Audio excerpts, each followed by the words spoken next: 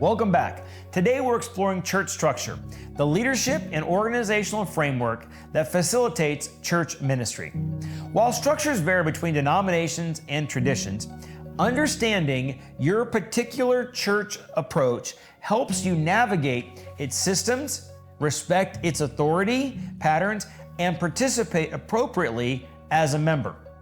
1 Corinthians chapter 14, verse 40, Paul instructs the church, everything should be done fittingly and in order. This principle reveals that God values proper organization in His church. Structure isn't an unspiritual human addition, but a biblical concept that, when aligned with Scripture, creates healthy function rather than chaos or confusion. Think about the human body.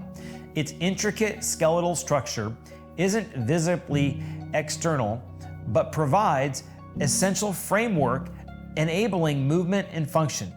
Without this structure, even the healthiest organs and muscles couldn't operate effectively.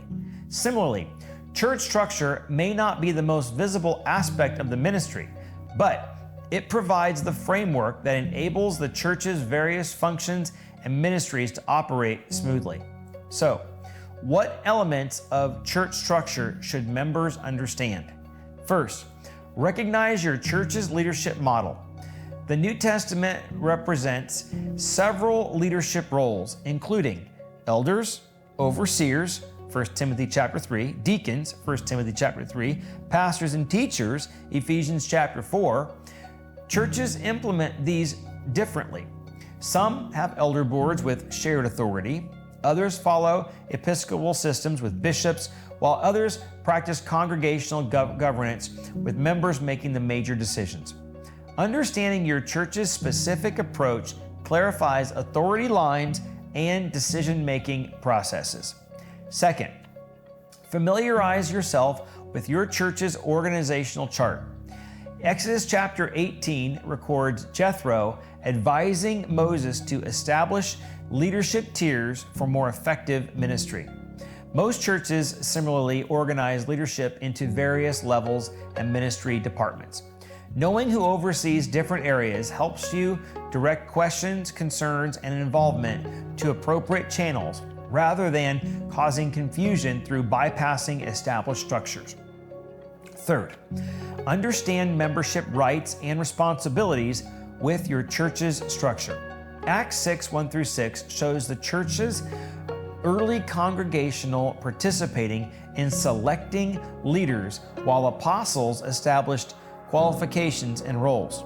Most churches similarly define specific ways members participate in governance, whether through voting on major decisions, affirming leadership selections, attending business meetings, or serving in particular ministries.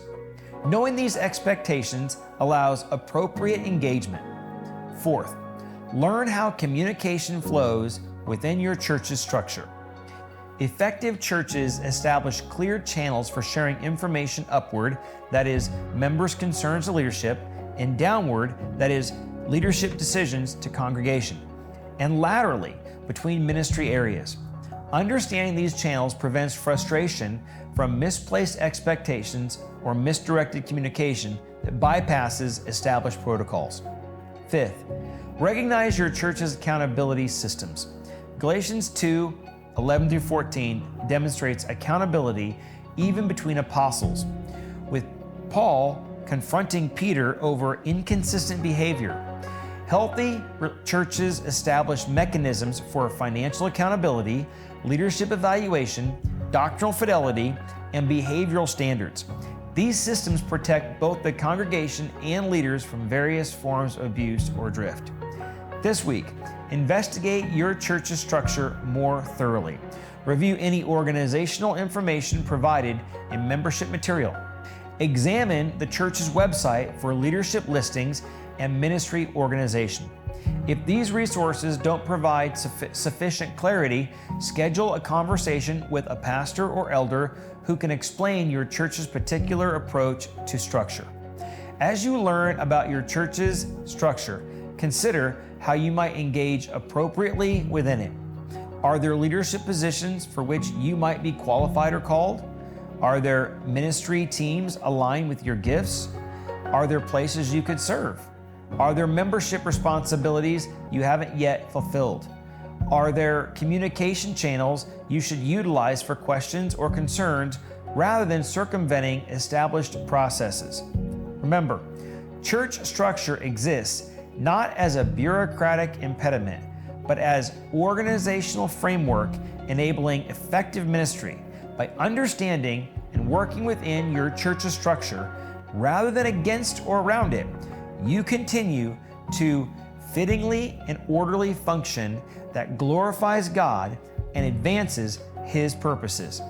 Even the most spirit-filled ministry requires appropriate structure, just as the most spirit-filled believer needs a properly functioning skeletal system.